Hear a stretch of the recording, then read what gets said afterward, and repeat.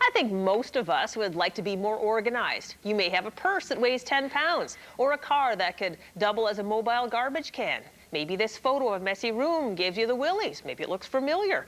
What can a mere mortal do to organize a room that stays and looks more like this? Most of us would love to get around to dealing with those clutter-filled recesses of our lives someday, but that day never seems to come.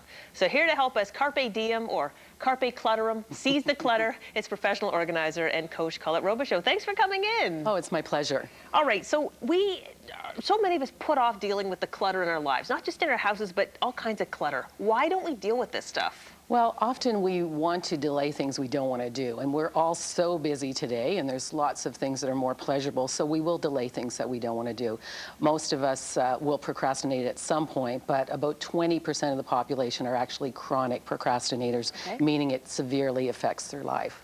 All right, so for the majority of us that perhaps don't fall in that category, why should we bother just sort of like getting off our duff and getting organized? Well, you want to think about it intentionally. Where is the most return on investment? There may be some areas that are a little cluttered, but really they're not going to give you a return. Sometimes you can just shut the door, and maybe people will be prone to deal with things that are easier when actually there are some other things that will be more valuable. So think about what's affecting your life. You know, if you can't get dressed in the morning, you're continually late because of your closet or your room, that's a great place to start because it's important to get to work on time. Definitely. I think for me, sometimes I don't like to deal with a pile of clutter. For example, this box of photographs I have that I just don't want to be bothered with because it's going to be emotional to go through all that stuff. Absolutely. There is a lot of emotional attachment to our things, and to look at them again and reminisce, sometimes good thoughts, sometimes not so good, and sometimes that's a good reason to put it off. Also, when you're dealing with things like photographs or paper, very time consuming. You're not seeing the rewards as quickly as if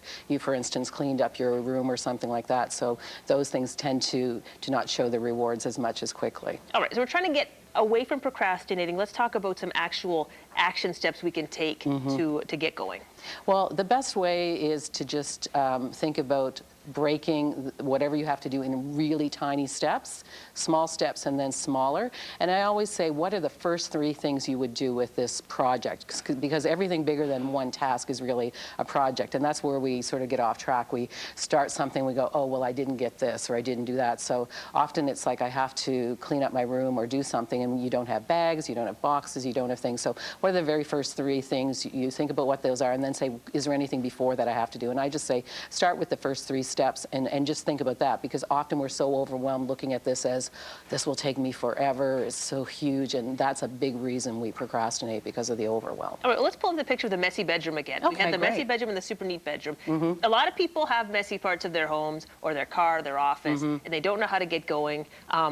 Let's just say you wake up one day and you finally have the mojo to do it. How would you go about sort of getting this room cleared up? Well, pick an area, and sometimes we just have to give sort of a directional approach. Say, start in the right-hand corner, start there, don't go all over the place, start there and move clockwise around the room. And it's just sort of giving you direction and sort of a guideline of what to follow. And you'll find yourself getting distracted and running around and getting into other projects and things like that. But start in one area and just move slowly. And if you get a little bit, that's great. Come back another day and just sort of plan in that way. Now, there's that beautiful white room that I took from your site. How many people actually are so organized that they could keep a room like that? Very few, but the problem is today we see that on the magazine covers, we see that when we walk into hotel rooms, so we have this idea that that's the way it is. But most people's homes would not go in Architectural Digest, even those who do.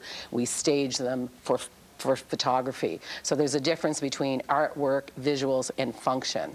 And somewhere along the way, I usually find that combination for the client of what they need more of. But most of us don't live that way. I don't live that way. But you know, I would be much neater than most, but still, most of us don't live the way we see these. And I think that's an important point. Like, let's not aspire to perfection. Let's just do some things that make our lives easier. So we only have about 15 seconds left. What would be your tip today for people watching? They're procrastinating, they aren't organized. What's your #1 tip? Just think about that one thing that you can do to get started. What would it be? And there's something in an action that gets you started. Don't be overwhelmed. Think of one thing that you can do and just do that right away. All right, so go buy some garbage bags today. It's a blue recycle bags. Absolutely. To get the project started. Thank you so much, Colette Robichaux. Thank you.